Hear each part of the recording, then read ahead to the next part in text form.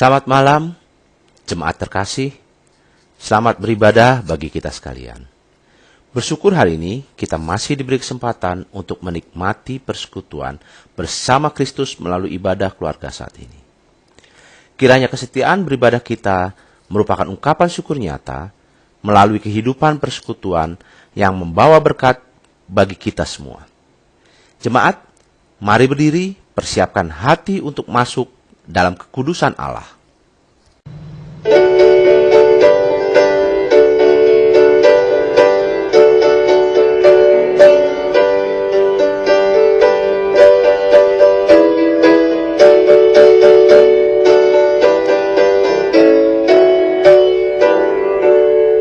Masuklah semua menghadap Tuhan, sujud di hadirat-Nya. Marilah rendahkan diri dan hati di hadapan tandanya.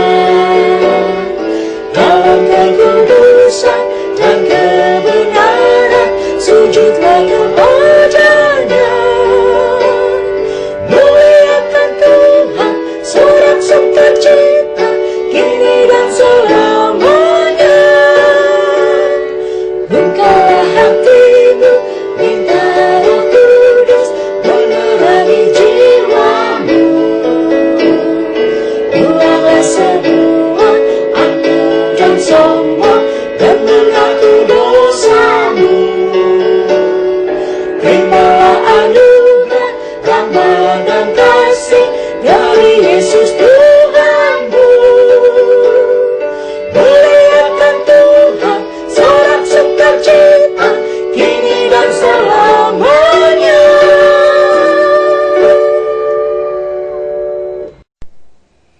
Mari kita berdoa.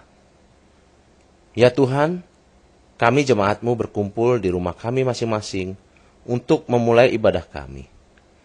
Kami mohon agar Engkau memberikan penyertaan dan berkat pada jalannya ibadah hari ini. Dari awal hingga akhir ibadah. Biar hanya nama-Mu yang dimuliakan dan diagungkan dalam jalannya ibadah kami. Serta biarlah Roh Kudus yang memimpin kami untuk menjalankan ibadah sesuai dengan keinginan dan kehendak-Mu. Terima kasih Tuhan untuk penyertaan dan berkat-Mu selama berlangsungnya ibadah kami ini. Haleluya. Amin. Jemaat dipersilahkan duduk. Mari kita membaca Mazmur berbalasan yang diambil dari Mazmur 108 ayat 1-6. Hatiku siap ya Allah. Aku mau menyanyi, aku mau bermazmur. Bangunlah, hai jiwaku. Bangunlah hai gambus dan kecapi. Aku mau membangunkan fajar. Aku mau bersyukur kepadamu di antara bangsa-bangsa, ya Tuhan. Dan aku mau bermazmur bagimu di antara suku-suku bangsa. Sebab kasih-Mu besar mengatasi langit. Dan setiamu sampai ke awan-awan. Tinggikanlah diri-Mu mengatasi langit, ya Allah. Dan biarlah kemuliaan-Mu mengatasi seluruh bumi.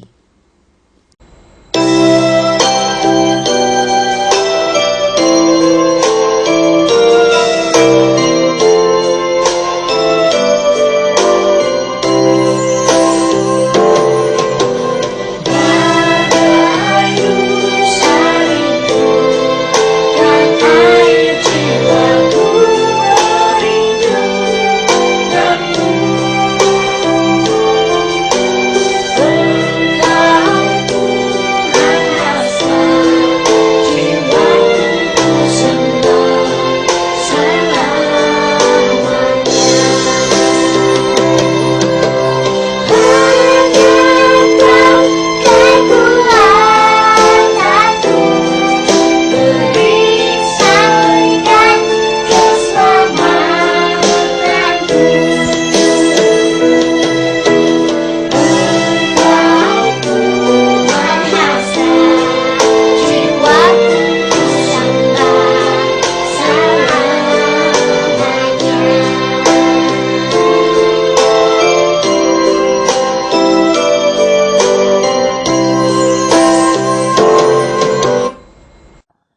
Saudara-saudara, mari kita berdoa. Ya Allah Bapa di dalam Kristus Yesus, kami akan mendengarkan firman-Mu. Urapilah hamba-Mu yang akan menyampaikannya. Urapilah kami agar kami tidak hanya menjadi pendengar, tapi kami juga boleh menjadi pelaku firman yang hidup dalam kehidupan beriman kami. Di dalam nama Tuhan Yesus kami berdoa. Amin. Marilah berdiri untuk mendengar firman Tuhan yang dibacakan dari Alkitab, Kitab 1 Petrus 4 ayat 1-6 yang menyatakan, jadi karena Kristus telah menderita penderitaan badani, kamu pun harus juga mempersenjatai dirimu dengan pikiran yang demikian. Karena barang siapa telah menderita penderitaan badani, ia telah berhenti berbuat dosa. Supaya waktu yang sisa jangan kamu pergunakan menurut keinginan manusia, tetapi menurut kehendak Allah.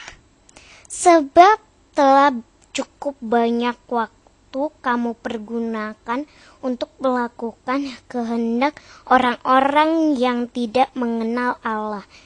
Kamu telah hidup dalam rupa-rupa hawa nafsu, keinginan, kemabukan, pesta pora, perjamuan, minum, dan penyembahan berhala yang terlarang.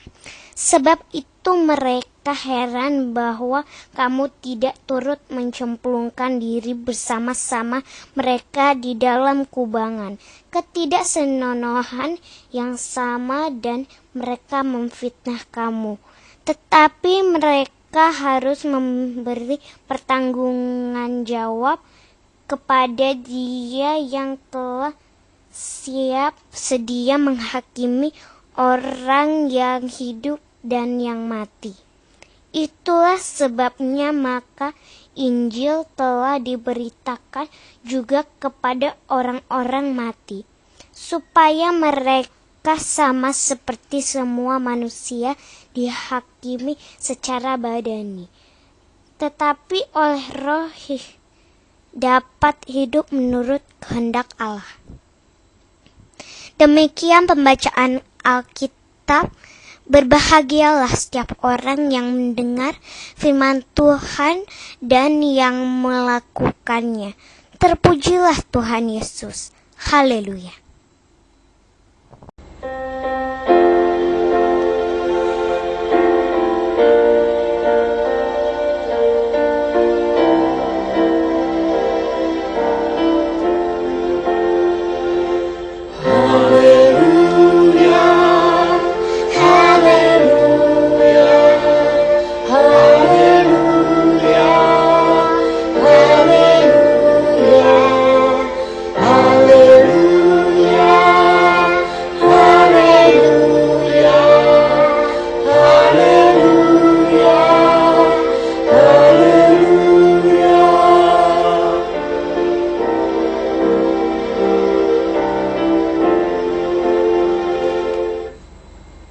Jemaat dipersilakan duduk. Saudara-saudara yang dikasihi Allah dalam Tuhan kita Yesus Kristus, bacaan kita di minggu ke-7 sesudah Pentakosta pada hari Rabu 22 Juli 2020 dari 1 Petrus 4 ayat 1 sampai dengan 6. Di Sabda Guna Krida judulnya adalah Siap Menderita. Bacaan ini lanjutan dari hari Minggu kemarin, tanggal 19 Juli dari 1 Petrus 1 ayat 1 sampai dengan ayat yang ke-12. Saudara-saudara, sebagaimana kita ketahui bahwa surat Petrus ini dialamatkan kepada jemaat-jemaat ataupun juga para pendatang yang tersebar di Pontus, Galatia, Kapadokia, Asia Kecil, dan Bitinia. Silahkan dibuka di 1 Petrus 1 ayatnya yang ke-1. Siapa itu? Mereka adalah orang-orang yang dipilih sesuai dengan rencana Tuhan, Bapa kita, yang juga dikuduskan oleh Roh Kudus supaya taat kepada Yesus Kristus dan menerima percikan darah Kristus. Saudara-saudara, apa yang disampaikan oleh Rasul Petrus dalam bacaan kita ini sesuai juga dengan Lembaga Alkitab Indonesia, judulnya di dalam satu kesatuan di 1 Petrus pasal 3 ayat 13, menderita dengan sabar. Saudara-saudara, setiap orang tentu tidak ingin menderita, ya, tidak ingin hidupnya susah. Semua orang kalau ditanya ingin hidup baik-baik saja. Kalau ditanya, saya pun gak kepingin mengalami penderitaan, gak kepingin mengalami hidup yang susah. Tetapi kenyataannya atau dalam kenyataan kita sehari-hari, kita tidak bisa terlepas dari hidup susah. Kita tidak bisa terlepas dari hidup yang disebut dengan menderita itu tadi. Banyak hal yang bisa saya sampaikan, kita hidup dalam penderitaan, kita hidup dalam kesusahan dalam misalnya ekonomi. Kesusahan mungkin dalam suami kita atau anak kita atau mungkin kita sendiri sebagai ibu rumah tangga, sebagai seorang istri yang bekerja, susah mencari pekerjaan. Apalagi di zaman pandemi COVID-19 ini. Atau bahkan juga ketika kita susah bagaimana untuk mencari sesuap nasi, saudara-saudara. Mereka yang udah di PHK, dirumahkan, ya nggak lagi bekerja, mereka susah untuk makan. Mereka juga susah pada saat ini untuk menyekolahkan anaknya.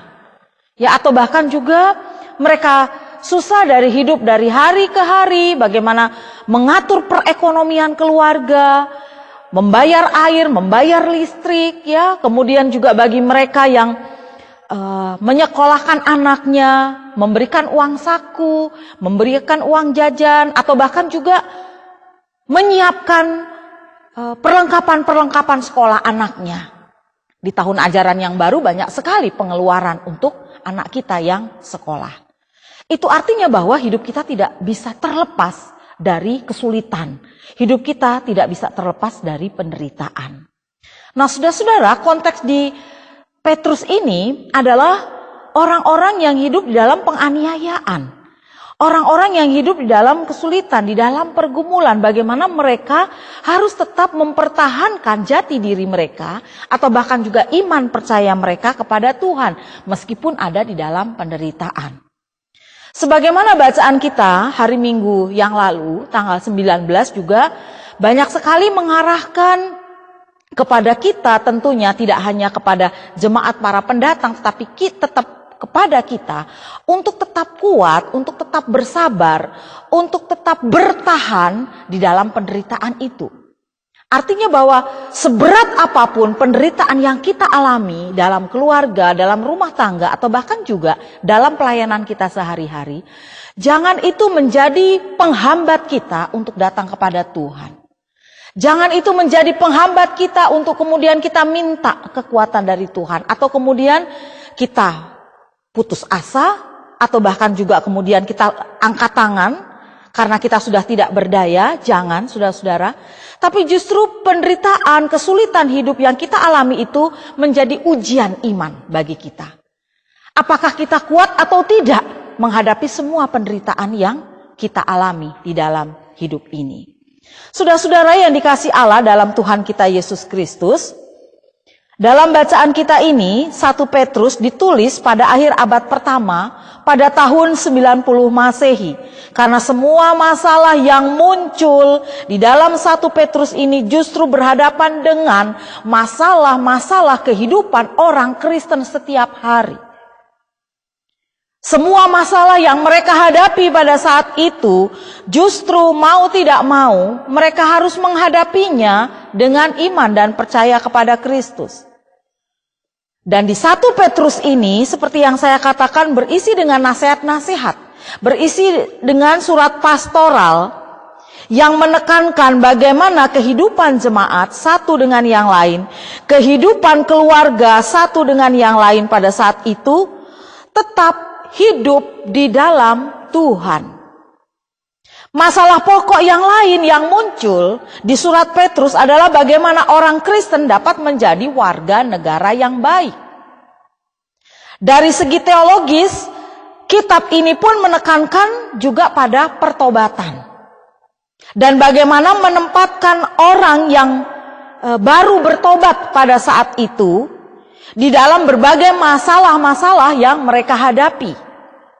Itu sebabnya surat ini lebih bernuansa pastoral ataupun juga penggembalaan, di mana Tuhan Yesus itu digambarkan sebagai pribadi yang selalu hadir, sebagai pribadi yang selalu ada di tengah berbagai kesulitan ataupun juga masalah yang mereka hadapi. Saudara-saudara, kita tahu Tuhan Yesus dalam kehidupannya mengalami banyak pergumulan, banyak mengalami penderitaan yang berpuncak pada kematiannya di kayu salib di Bukit Golgota. Dan kenyataan ini akan terjadi juga, saudara-saudara, dengan kehidupan orang yang sudah bertobat, meninggalkan kekafirannya, dan mereka kemudian dibaptis, menerima Yesus itu sebagai Tuhan dan Juru Selamat mereka. Penderitaan yang dialami oleh setiap orang yang sudah bertobat dan menerima Yesus sebagai Tuhannya dan sebagai Juru Selamatnya pada saat itu adalah merupakan satu bukti. Bukti kehidupan mereka beriman dan punya komitmen untuk tetap terus-menerus hidup di dalam Tuhan dan berhenti melakukan perbuatan dosa. Silahkan lihat, ada di dalam ayat yang pertama. Dengan proses baptisan itu yang mereka terima, kehidupan mereka sudah dipersatukan dengan Tuhan Yesus, sehingga hidupnya pada saat itu yang terpanggil di dalam kesehariannya, terpanggil untuk hidup taat, untuk hidup setia di dalam Tuhan, untuk memuliakan nama Tuhan sebagai Tuhan dan Juru Selamat mereka. Perjalanan kehidupan setiap orang yang sudah bertobat dan menerima Tuhan Yesus, orientasi hidupnya hanya ingin melakukan apa yang baik. Orang yang hidupnya di dalam pertobatan, orientasi hidupnya hanya ingin melakukan apa yang berkenan di hadapan Tuhan. Itu ada di dalam ayat yang kedua. Dia tidak lagi memuaskan hawa nafsunya, keinginannya diri sendiri, atau keinginan-keinginan lain, kemabukan, pesta pora, dan lain sebagainya. Sebab semua itu akan mendatangkan kehidupan di dalam dosa dan penyembahan berhala. Ayat yang ketiga. Jadi artinya saudara-saudara yang dikasih Allah dalam Tuhan Yesus Kristus, mereka yang hidup di dalam Tuhan, mereka yang sudah hidup di dalam pertobatan, meninggalkan semuanya itu. Meninggalkan semua yang tidak berkenan di hadapan Tuhan. Saudara-saudara, ada doa yang sangat indah yang berbunyi begini. Tuhan, karuniakanlah kepadaku ketenangan untuk menerima hal-hal yang tidak dapat kuubah. Keberanian untuk mengubah hal-hal yang bisa diubah. Dan kearifan untuk membedakan antara keduanya. Saudara-saudara yang dikasih Allah di dalam Tuhan kita Yesus Kristus, hidup kita bisa berubah. Tatkala hidup kita yang lama di dalam dosa, hidup tidak berkenan di hadapan Tuhan, kita bisa diubahkan ketika kita hidup di dalam Kristus. Saudara ingat lagu Gita Bakti ya? Ini lagu dikarang oleh salah seorang pendeta GPIB juga, pendeta Abraham Ferdinandus. Lagunya begini, saudara tentu ingat. Perubahan ajaib terjadi padaku ketika kasih Yesus masuk di hatiku. Api rohnya yang kudus murnikan jiwaku, hingga hidupku yang lama kini jadi baru. Hidupku yang sekarang bukan lagi milikku, tetapi hidup dalam Kristus telah mengubah hidupku. Aku ingin selalu tetap di jalannya dan menjadi saksi Kristus kini dan selamanya. Ya, ada tadi syair sedikit yang lupa ya, tapi Bapak Ibu Saudara silahkan buka dari Gita Baktinya. Nah, lagu itu mau mengatakan kepada kita bahwa kita bisa hidup kita diubahkan oleh Tuhan kita Yesus Kristus. Menjadi hidup yang baru apabila kita hidup di dalam Tuhan. Oleh karena itu saudara-saudara, hidup kita ketika kita sudah melakukan yang baik yang berkenan kepada Tuhan, maka tentunya apa yang sudah kita lakukan itu, kalau lihat ayatnya yang kelima, kita pertanggungjawabkan kepada Tuhan. Hidup kita di dunia ini memang pertanggungjawabannya kalau saya secara pribadi bukan kepada pendeta, bukan kepada presbiter, enggak. Tapi hidup saya, pertanggungjawaban hidup saya sendiri, saya berikan atau saya pertanggungjawabkan itu kepada Tuhan. Tetapi mereka harus memberi pertanggungan jawab kepada Dia yang telah siap sedia menghakimi orang yang hidup dan yang mati. Itulah sebabnya maka Injil telah diberitakan juga kepada orang-orang mati supaya mereka sama seperti semua manusia dihakimi secara badani, tetapi oleh roh dapat hidup menurut kehendak Allah. Jelas firman Tuhan. Pilihan bagi kita. Kita mau hidup dalam penghakiman ya kelak nanti ketika kita di dalam dunia ini belum melakukan yang baik atau belum hidup dalam pertobatan, atau sebaliknya hidup pertanggungjawaban iman kita yang baik itu kelak kita pertanggungjawabkan kepada Tuhan juga nantinya. Nah, tentu pilihan ini menjadi pilihan bagi kita ketika kita mau hidup di dalam Tuhan. Ya, ketika kita mau hidup di dalam pembaruan. Ketika kalau saya mengatakan saya sudah percaya Yesus, saya beriman di dalam Yesus, setiap hari Minggu saya ke gereja, setiap hari Minggu saya juga mengucapkan pengakuan iman rasuli dan lain sebagainya. Saya sudah hidup baru, tunjukkan itu di dalam perilakumu. Ketika saya mengatakan saya hafal ayat-ayat Alkitab, saya hafal firman Tuhan, tunjukkan itu juga di dalam perilakumu. Ketika kita mengatakan bahwa saya orang saleh, saya rajin memberikan persepuluhan, saya rajin memberikan persembahan kepada Tuhan di dalam gereja. Tunjukkan itu juga dalam sikap hidupmu setiap hari dan setiap saat. Artinya, keimanan kita harus berpadanan, harus berjalan seiring sejalan, harus serasi, harus selaras dengan tindakan dan perbuatan kita. Saudara-saudara, Matius 7 ayat 16 sampai 17 dan 20 menyatakan, dari buahnya lah kamu akan mengenal mereka. Dapatkah orang memetik buah anggur dari semak duri atau buah ara dari rumput duri? Demikianlah setiap pohon yang baik menghasilkan buah yang baik, sedang pohon yang tidak baik menghasilkan buah yang tidak baik. Jadi dari buahnya lah kamu akan mengenal mereka. Amin. Saat teduh.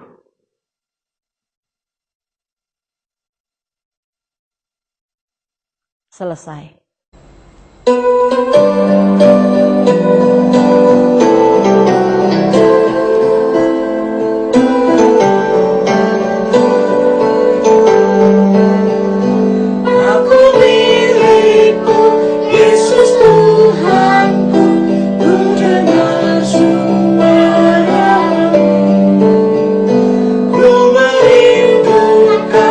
Datang mendekat yang diraih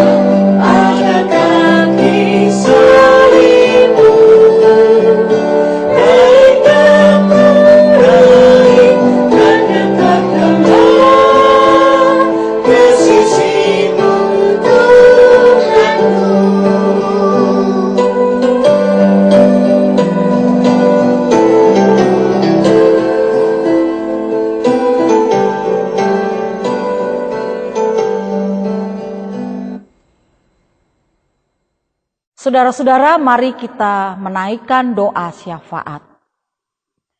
Ya Allah, Bapa kami yang di surga, terima kasih firman-Mu mengingatkan kami agar kami hidup di dalam pertobatan.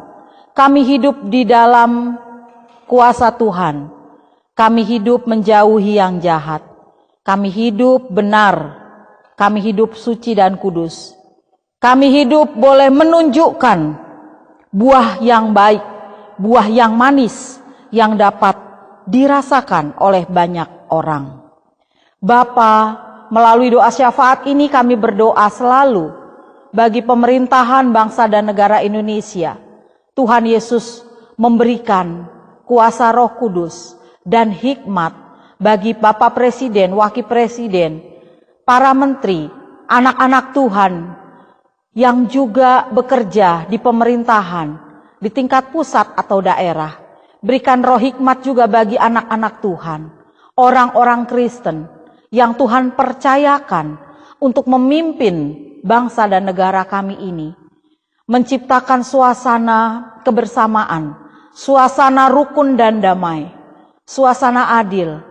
Meskipun kami tahu ada begitu banyak persoalan, ada begitu banyak masalah, ada begitu banyak ketidakadilan, kesewenang-wenangan, tindak kejahatan. Tolong Tuhan, amankanlah negara kami ini dengan para pemimpin yang Tuhan percayakan untuk memimpin negara Indonesia ini. Kami juga berdoa untuk pelayanan gereja Tuhan, baik yang melayani sudah melalui live streaming atau melalui daring, atau jemaat kami yang hanya bisa beribadah dari rumah saja. Berikan kesabaran buat kami untuk menantikan saat yang tepat, waktu Tuhan, untuk kami boleh berkumpul beribadah di gereja kami masing-masing. Juga GPIB Sangkakala, Tuhan Yesus memberkati pelayanan kami secara live streaming dan daring. Juga pelayanan dari gereja-gereja yang tidak kami sebutkan denominasi gerejanya. Kami juga berdoa untuk jemaat kami yang sedang dalam keadaan sakit, Tuhan Yesus pulihkan. Bapak John Kapoh, Bapak Penatua Daniel Lepar, juga yang sudah lanjut usia, PKLU. Berikan juga kesukacitaan mereka, hidup bersama anak-anak mantu dan cucu mereka, cicit mereka, bahkan menikmati hari tua mereka Tuhan, dengan syukur. Kami juga berdoa buat anak yatim piatu, buat mereka yang ada di penjara, buat mereka yang ada di kem-kem pengungsian. Tuhan cukupkan semua kebutuhan hidup mereka.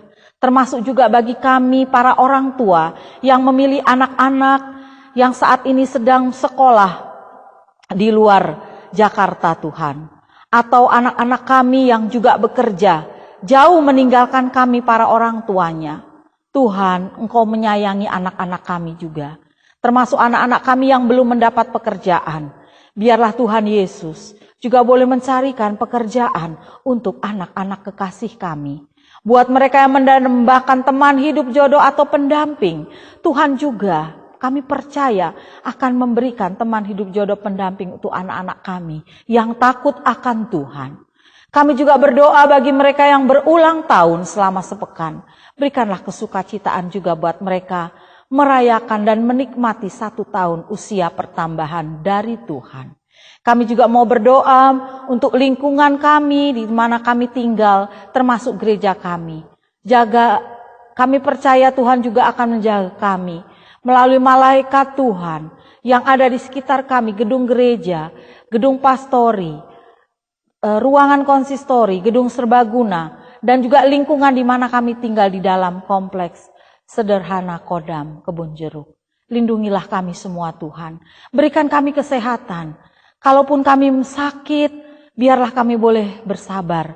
Kami boleh selalu berdoa, meminta kesembuhan dan pemulihan dari Tuhan.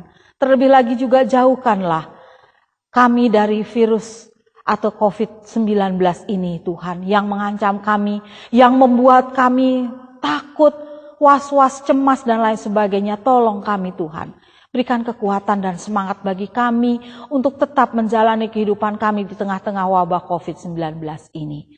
Terima kasih Tuhan, inilah doa dan ungkapan syukur kami. Kami berterima kasih untuk jemaat yang beribadah di rumah.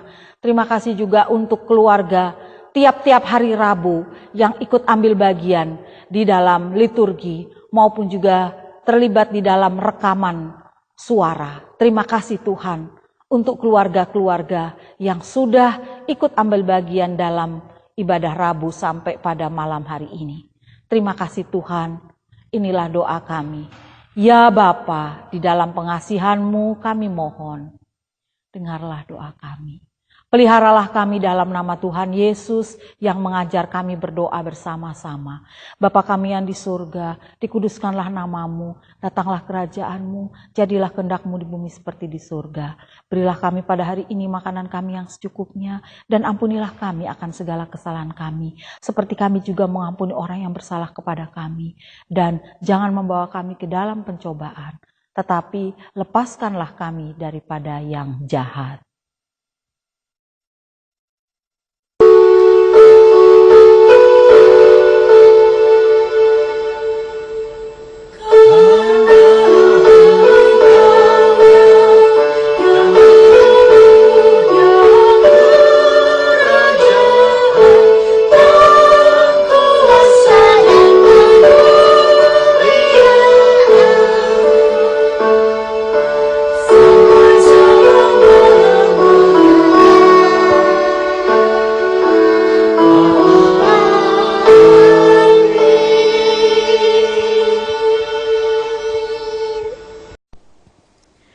Marilah kita mengungkapkan syukur dengan hati, mulut, dan tangan kita, serta mengingat pesan dalam Alkitab yang tertulis di Mazmur 119 ayat 108 yang menyatakan, kiranya persembahan sukarela yang berupa puji-pujian berkenan kepadamu ya Tuhan, dan ajarkanlah hukum-hukum-Mu kepadaku.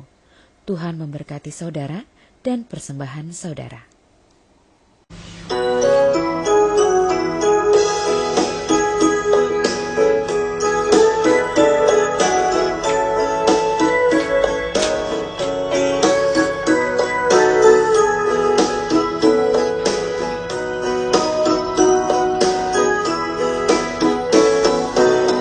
Inilah ungkapan syukurku yang ku berikan kepadamu.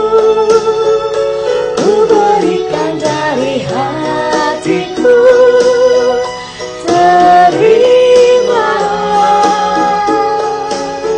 Ku persembahkan kepadamu dengan seluruh jiwa ragaku. Kiranya terkenal di hadirat-Mu.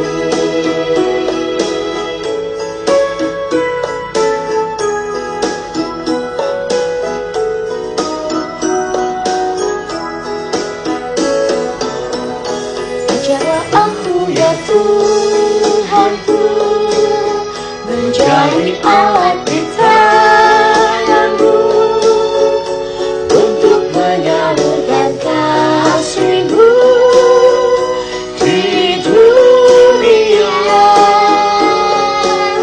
Utuslah aku ya Tuhanku, menolong orang miskin dan lemah. Pakailah diriku turut maksud-Mu.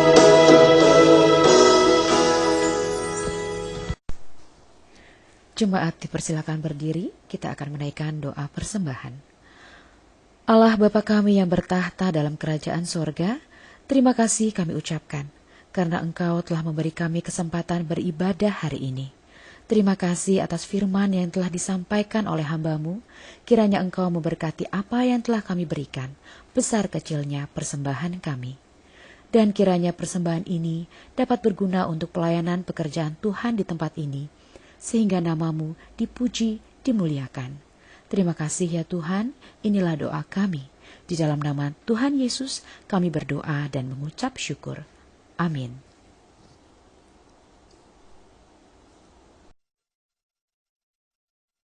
Saudara-saudara, marilah kita pergi untuk memberitakan firman Tuhan melalui hidup dan kerja kita sehari-hari berdasarkan firman Tuhan yang sudah kita dengar. Mari kita berdiri.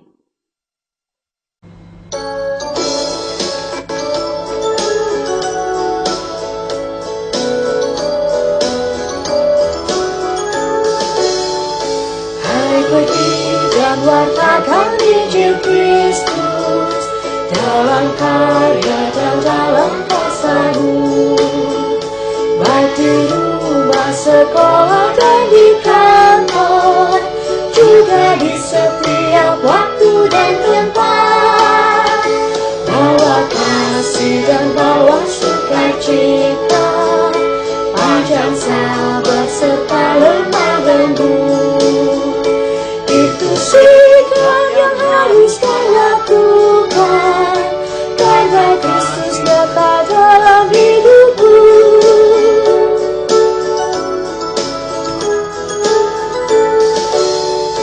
Hai, pergi dan wartakan Injil Kristus dalam kata dan perbuatanmu, juga dalam segala tindakanmu. Jadikanlah firman Tuhan pandumu, jangan takut tegakkan keadilan, dan berani berkata yang benar. Jangan bimbang dan jangan kau khawatir, Roh Kudus membimbing dan menolongmu.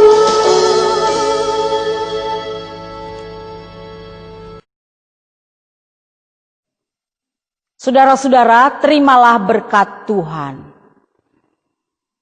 Sebab Tuhan, Dia sendiri akan berjalan di depanmu, Dia sendiri akan menyertai engkau, Dia tidak akan membiarkan engkau dan tidak akan meninggalkan engkau.